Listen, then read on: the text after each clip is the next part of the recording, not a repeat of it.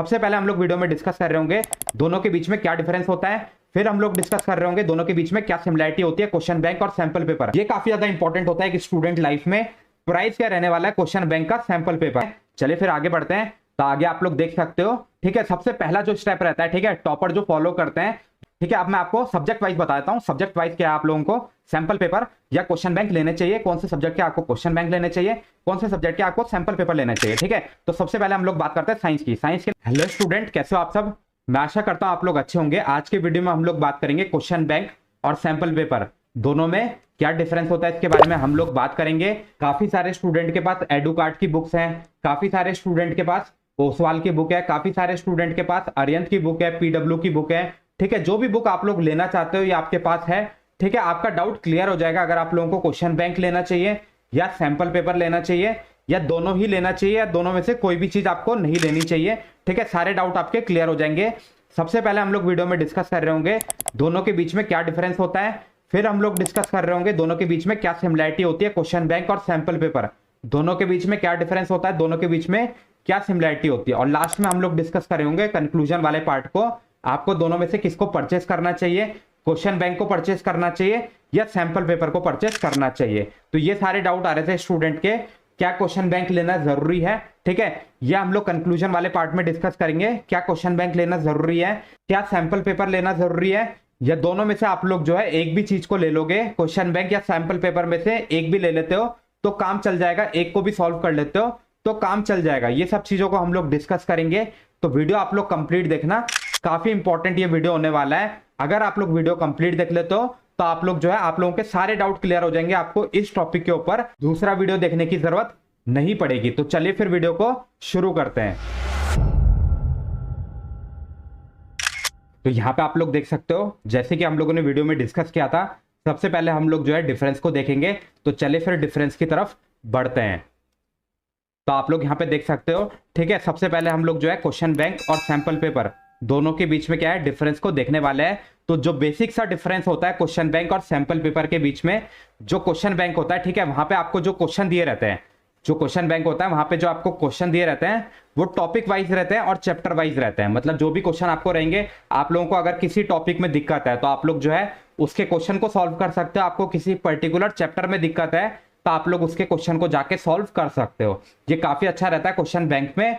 अगर हम लोग बात करें सैंपल पेपर की, सैंपल पेपर में क्या होता है, जो क्वेश्चंस आपको दिए रहते हैं, ठीक है, कैसे दिए रहते हैं, मिक्स फॉर्म में दिए रहते हैं, ठीक है। मतलब एक क्वेश्चन आपको दूसरे चैप्टर से मिलेगा तो दूसरा क्वेश्चन आपको दूसरे चैप्टर से मिलेगा। एक तरह से हम लोग कह सकते हैं ये सीबीएसई का जो सैंपल पेपर होता है ना, ऑफिशियल सैंपल पेपर, उसकी डुप्लीकेट कॉपी होती है, ठीक है, उसी पैटर्न पे बेस्ड होता है, ठीक है। उसी तरह से आपको सेक्शन दिए रहते हैं, जैसे कि आपको वेरी शॉर्ट क्वेश्चन का एक सेक्शन दे देंगे, मल्टीपल चॉइस क्वेश्चन का एक सेक्शन दे देंगे आपको, फिर आपका जो केस बेस्ड क्वेश्चन है उसका एक सेक्शन दे देंगे, लॉन्ग क्वेश्चन का एक सेक्शन दे देंगे, ठीक है, जैसे कि आपका सैंपल पेपर में होता है, जो सीबीएसई का ऑफिशियल सैंपल पेपर होता है, जैसे कि उसमें दिया रहता है, उसी तरह से आपको जो अलग अलग पब्लिशर होते हैं उनके सैंपल पेपर में, ठीक है, आपको सैंपल पेपर में क्वेश्चन को दिया रहता है। तो चलिए आगे देखते हैं।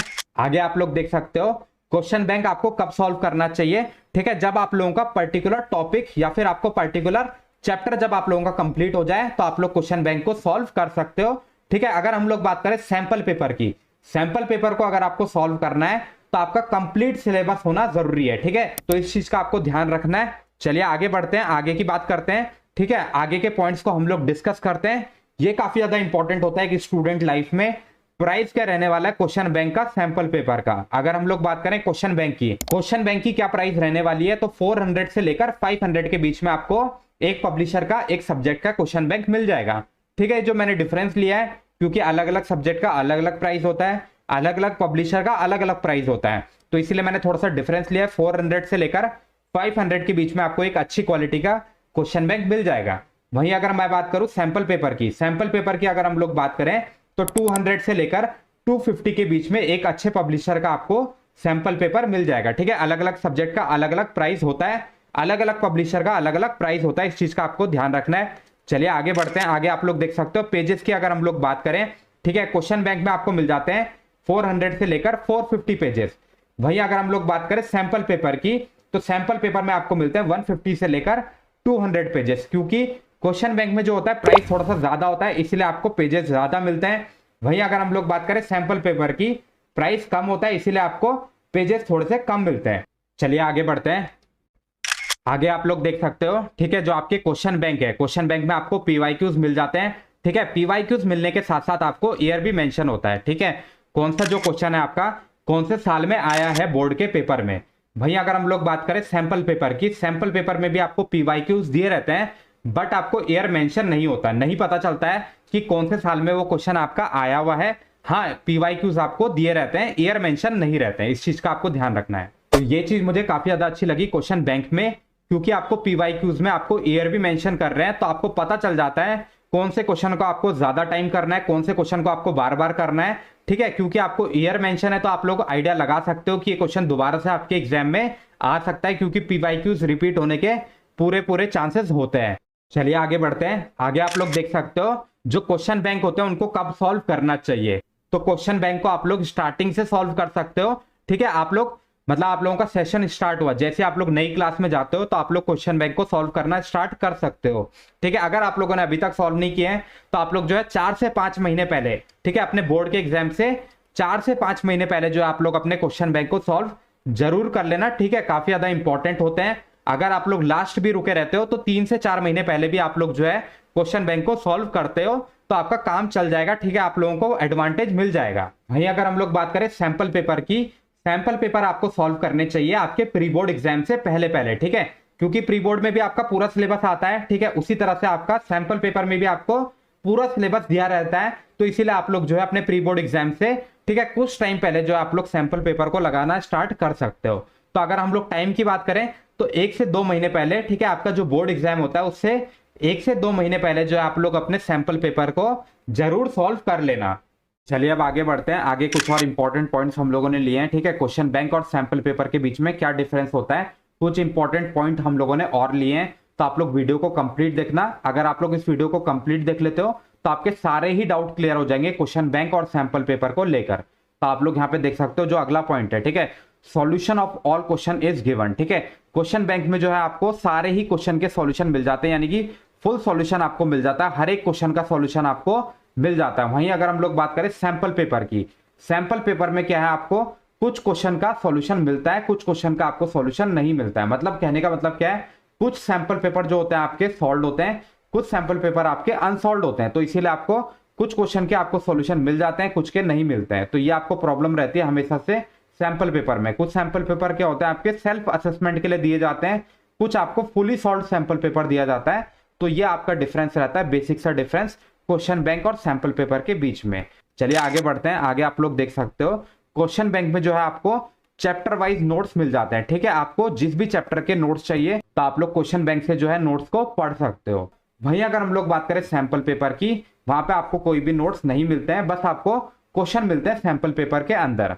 तो आप लोगों को अगर नोट्स चाहिए तो आप लोग क्वेश्चन बैंक को जरूर परचेस कर लेना। आगे बढ़ते हैं। आगे आप लोग देख सकते हो क्वेश्चन की अगर हम लोग लेवल की बात करें, जो आपको क्वेश्चन दिए गए हैं क्वेश्चन बैंक के अंदर, ठीक है, सेम होते हैं, बोर्ड लेवल से मैच करते हैं बिल्कुल। ठीक है, जो आपके बोर्ड के पेपर में जो क्वेश्चंस आते हैं उनसे मैच करते हैं, क्योंकि यहाँ पे आपको ज्यादातर पीवाईक्यूज क्वेश्चन दिए रहते हैं क्वेश्चन बैंक के अंदर। वहीं अगर हम लोग बात करें सैंपल पेपर की, हायर देन होता है बोर्ड लेवल से, जो आपका क्वेश्चन का लेवल होता है वो हायर देन होता है बोर्ड लेवल से। क्यों होता है ऐसा, क्योंकि यहाँ पे आपको एक्सपेक्टेड क्वेश्चन भी दिए जाते हैं, जो आपके आने वाले क्वेश्चन होते हैं बोर्ड के एग्जाम में वो वाले क्वेश्चन भी दिए रहते हैं। ठीक है, तो थोड़ा सा हाई लेवल का आपका सैंपल पेपर रहता है। थोड़ा सा अगर हम लोग कंपेयर करें क्वेश्चन बैंक से कंपेयर करें तो सैंपल पेपर होता है जो आपका हायर लेवल का होता है as compare to question bank. चलिए फिर आगे बढ़ते हैं। आगे आप लोग देख सकते हो कुछ एडवांटेज हम लोगों ने लिए क्वेश्चन बैंक को सॉल्व करने के और सैंपल पेपर को सॉल्व करने के क्या एडवांटेज रहते हैं। जैसे कि हम लोगों ने डिस्कस किया था क्वेश्चन बैंक में आपको चैप्टर वाइज और टॉपिक वाइज जो है आपको क्वेश्चन मिलते हैं,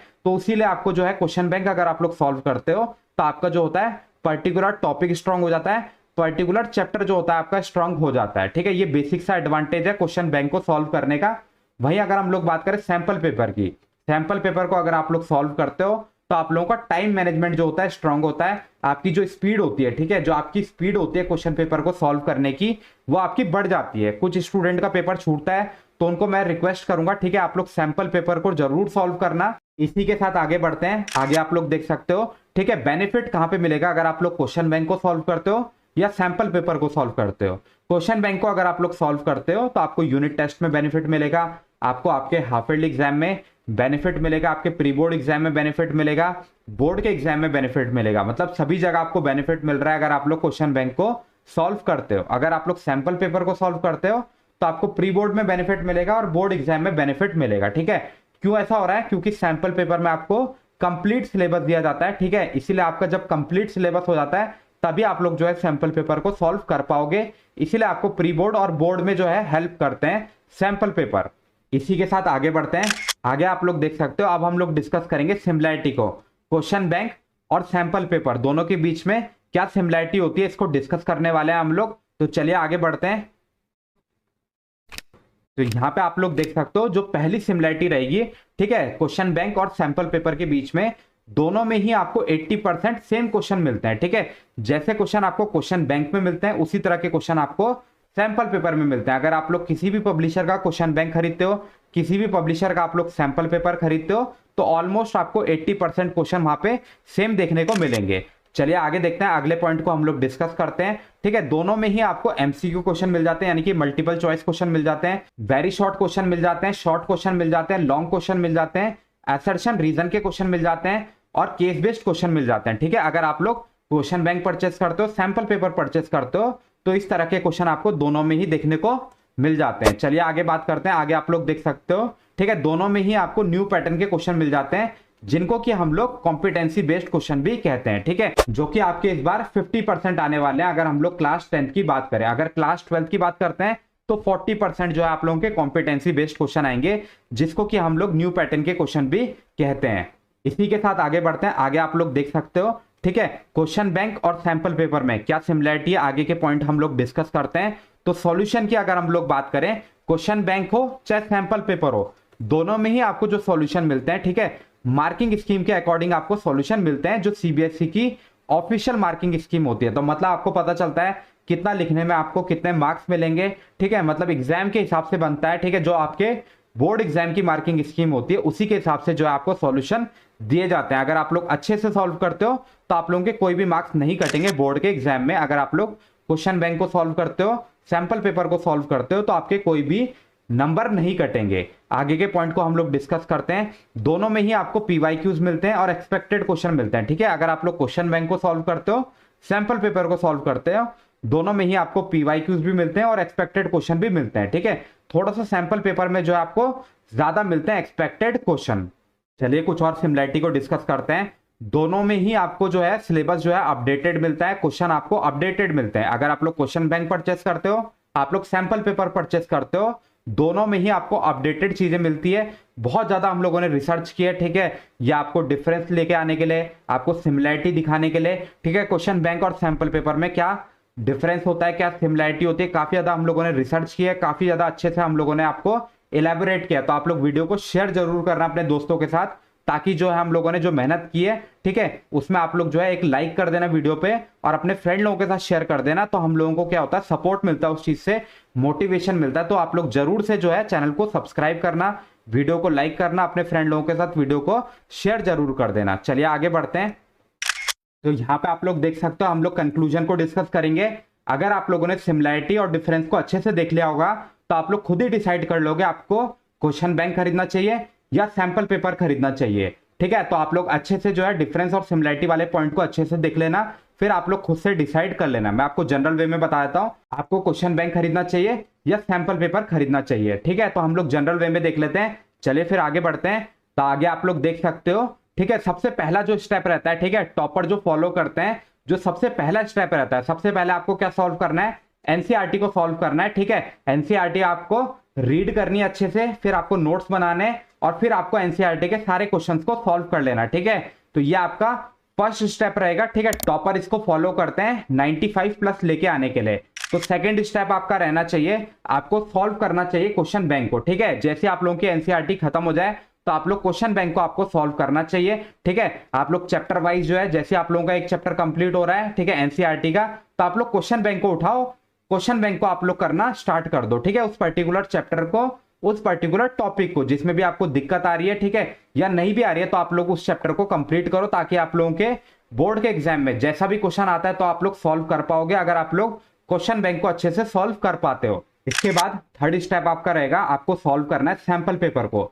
सैंपल पेपर को क्यों सॉल्व करना है? जब आप लोगों ने क्वेश्चन बैंक को सॉल्व कर लिया है, इससे क्या होता है, आपकी स्पीड बढ़ती है, ठीक है। आपकी जो पैनिक सिचुएशन होती है बोर्ड के पेपर में, क्या होता है, क्वेश्चन तो वैसे ही आते हैं जैसे क्वेश्चन बैंक में दिए रहते हैं, बट क्या होता है, सैंपल पेपर को जब आप लोग सॉल्व करते हो तो आपका जो होता है, जो आपका डर होता है वो खत्म हो जाता है, ठीक है। आप लोग बोर्ड जैसे माहौल में अगर आप लोग घर में सैंपल पेपर को सॉल्व करते हो, मतलब प्रॉपर आप लोग जो है 3 आवर की सीटिंग रखते हो, अपने सैंपल पेपर को एनालाइज करते हो, ठीक है, उसी तरह से क्वेश्चन को सॉल्व करते हो जैसे कि बोर्ड पेपर में करते हैं, ठीक है, तो आपको टाइम मैनेजमेंट आपका स्ट्रांग हो जाता है, आप लोगों का डर खत्म हो जाता है, ठीक है। आप लोग टाइम से पहले जो है क्वेश्चन को सॉल्व कर पाते हो, इसीलिए आपको सैंपल पेपर को सॉल्व करना है। आपकी अप्रोच डेवलप होती है, ठीक है, बोर्ड के हिसाब से आपकी अप्रोच डेवलप होती है क्वेश्चन को सॉल्व करने की, तो इसीलिए आपको सैंपल पेपर को सॉल्व करना चाहिए। अब अगला जो कंफ्यूजन है स्टूडेंट के मन में, अगर क्वेश्चन बैंक खरीद नहीं पा रहे हैं, ठीक है, क्योंकि क्वेश्चन बैंक थोड़े महंगे होते हैं, अगर वो लोग क्वेश्चन बैंक को खरीद नहीं पा रहे हैं तो क्या उनका काम चल जाएगा? जी हाँ, आपका बिल्कुल काम चल जाएगा। बस आपको क्या करना है, एनसीईआरटी को अच्छे से पढ़ना है, ठीक है, रीड नहीं करना है, अच्छे से लाइन टू लाइन पढ़ना है,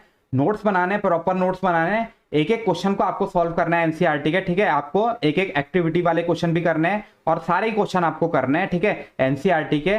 इसके अलावा, ठीक है, अगर आप लोगों के पास क्वेश्चन बैंक नहीं है तो आपको क्या करना है, ठीक है, कोई शीट्स को सॉल्व करना है, स्कूल से आपको मिल सकती है, आपके ट्यूशन से मिल सकती है, आपके कोचिंग क्लास से मिल सकती है, अगर आपका फ्रेंड पढ़ता है किसी ट्यूशन में, अगर आप लोग नहीं पढ़ते तो आप लोग वहां से जाके क्वेश्चन को सॉल्व कर सकते हो। मतलब आपको एक्स्ट्रा क्वेश्चन को सॉल्व करना है, ठीक है, सोर्स कहीं का भी हो सकता है, आप लोग प्रॉपरली जो है क्वेश्चन को सॉल्व करना है, तो आप लोगों को क्वेश्चन बैंक लेने की फिर जरूरत नहीं पड़ेगी, ठीक है, तो आपका काम चल जाएगा। बस आपको एक्स्ट्रा क्वेश्चन को सॉल्व करना है, वो आप लोग कहीं से भी कर सकते हो, यूट्यूब चैनल से कर सकते हो। और मैं आपको बताता हूं, हम लोग भी जो है आपको क्वेश्चन बैंक की तरह क्वेश्चन सॉल्व करने के लिए दे रहे हैं, ठीक है, चैप्टर वाइज आपको दे रहे हैं।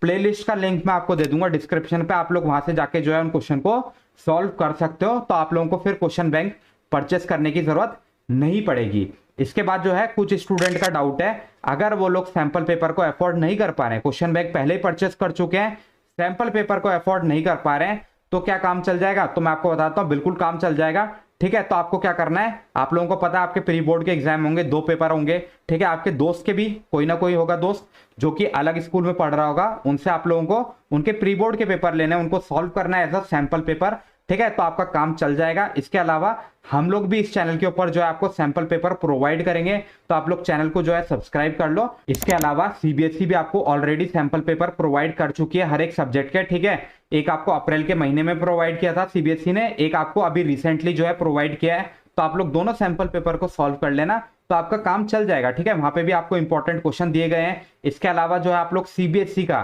ठीक है, जो आपका लास्ट ईयर वाला सैंपल पेपर था उसको भी आप लोग सॉल्व कर सकते हो, तो इस तरह से आपके बहुत सारे सैंपल पेपर आपको मिल जाएंगे, तो आपको सैंपल पेपर फिर परचेस करने की जरूरत नहीं पड़ेगी। अगर आप लोग परचेस कर सकते हो, ठीक है, आप लोग अफोर्ड कर सकते हो, तो आप लोग परचेस कर लेना। बेस्ट सैंपल पेपर का लिंक मैंने आपको डिस्क्रिप्शन पे दे रखा है, ठीक है, वो भी आपको बेस्ट प्राइस में मिल जाएगा, तो आप लोग वहां से जाके परचेस कर सकते हो अगर आप लोग अफोर्ड कर सकते हो, ठीक है। चलिए फिर आगे बढ़ते हैं, आगे आप लोग देख सकते हो, ठीक है। अब मैं आपको सब्जेक्ट वाइज बता देता हूं, सब्जेक्ट वाइज क्या आप लोगों को सैंपल पेपर या क्वेश्चन बैंक लेने चाहिए, कौन से सब्जेक्ट के आपको क्वेश्चन बैंक लेने चाहिए, कौन से सब्जेक्ट के आपको सैंपल पेपर लेने चाहिए, ठीक है। तो सबसे पहले हम लोग बात करते हैं साइंस की। साइंस के लिए आप लोग जो है क्वेश्चन बैंक जरूर परचेस कर लेना और सैंपल पेपर भी आप लोग परचेस कर लेना अगर आप लोग अफोर्ड कर सकते हो। इसके अलावा स्टैंडर्ड मैथ्स की अगर हम लोग बात करें, स्टैंडर्ड मैथ्स के लिए भी आप लोग जो है क्वेश्चन बैंक को भी परचेस कर लेना और सैंपल पेपर को भी आप लोग परचेस कर लेना, क्योंकि नए टाइप के क्वेश्चन रहते हैं साइंस में भी और मैथ्स में भी, ठीक है। तो अगर आप लोग डायरेक्टली जो है एग्जाम में जाके सॉल्व करोगे तो वो आपसे सॉल्व नहीं हो पाएंगे, आप लोग फंस जाओगे, इसीलिए मैं आपको दोनों ही रिकमेंड कर रहा हूँ, क्वेश्चन बैंक भी और सैंपल पेपर भी, साइंस और मैथ्स के लिए, ठीक है, स्टैंडर्ड मैथ्स के लिए। इसके अलावा अगर हम लोग बात करें बेसिक मैथ्स की, बेसिक मैथ्स के लिए आप लोग जो है क्वेश्चन बैंक को परचेस कर लेना, ठीक है, इंपॉर्टेंट है, आप लोग क्वेश्चन बैंक को परचेस कर लेना। सैंपल पेपर अगर आप लोग परचेस नहीं भी करोगे तो आपका काम चल जाएगा, ठीक है। अगर आप लोग अफोर्ड कर सकते हो तो आप लोग जाके परचेस कर सकते हो। इसके अलावा अगर हम लोग बात करें सोशल साइंस, इंग्लिश, हिंदी, ठीक है, तीनों में, ठीक है, आप लोग क्वेश्चन बैंक को परचेस कर सकते हो, ठीक है, अफोर्ड कर पा रहे हो तो परचेस कर सकते हो। सैंपल पेपर की अगर हम लोग बात करें उतनी ज्यादा आपको जरूरत नहीं है, ठीक है, सैंपल पेपर की आपको जरूरत नहीं है सोशल साइंस, इंग्लिश और हिंदी के लिए। बट वहीं पे अगर हम लोग बात करें, अगर आपकी स्पीड कम है, ठीक है, अगर आप लोगों की स्पीड कम है, ठीक है, इन तीनों सब्जेक्ट में, तो आप लोग जाके जो है परचेस कर सकते हो। अगर आप लोग अफोर्ड भी कर पा रहे हो, अगर आप लोगों की स्पीड भी कम है, अगर आप लोग अफोर्ड भी कर पा रहे हो, तो आप लोग तीनों के लिए फिर सैंपल पेपर को परचेस कर सकते हो। नहीं कर सकते हो अफोर्ड, स्पीड कम है, तो मैंने आपको ऑल्टरनेटिव मेथड बता दिया, ठीक है। थोड़ी देर पहले हम लोगों ने डिस्कस किया था कैसे जो है आप लोग सैंपल पेपर की कमी को पूरा कर सकते हो, ठीक है। तो मुझे लगता है आप लोगों को समझ में आ गया होगा। वीडियो थोड़ा सा बड़ा जरूर था, बट इसके बाद आपको कोई भी वीडियो देखने की जरूरत नहीं पड़ेगी क्वेश्चन बैंक और सैंपल पेपर को लेकर। वीडियो को शेयर करना मत भूलना, काफी ज्यादा मेहनत लगती है इस तरह के वीडियोस को बनाने के लिए, ठीक है। काफी ज्यादा टाइम लगता है, तो आप लोग वीडियो को जरूर शेयर करना अपने फ्रेंड लोगों के साथ। इसी के साथ वीडियो को लाइक भी कर देना, हम लोगों को मोटिवेशन मिलता है इस तरह के वीडियोस को बनाने का। चैनल को सब्सक्राइब कर देना, इस तरह के वीडियोस हम लोग अपलोड करते रहते हैं अपने चैनल के ऊपर। चलिए फिर वीडियो को यहीं पे क्लोज करते हैं, मिलते हैं नेक्स्ट वीडियो में, तब तक के लिए गुड बाय।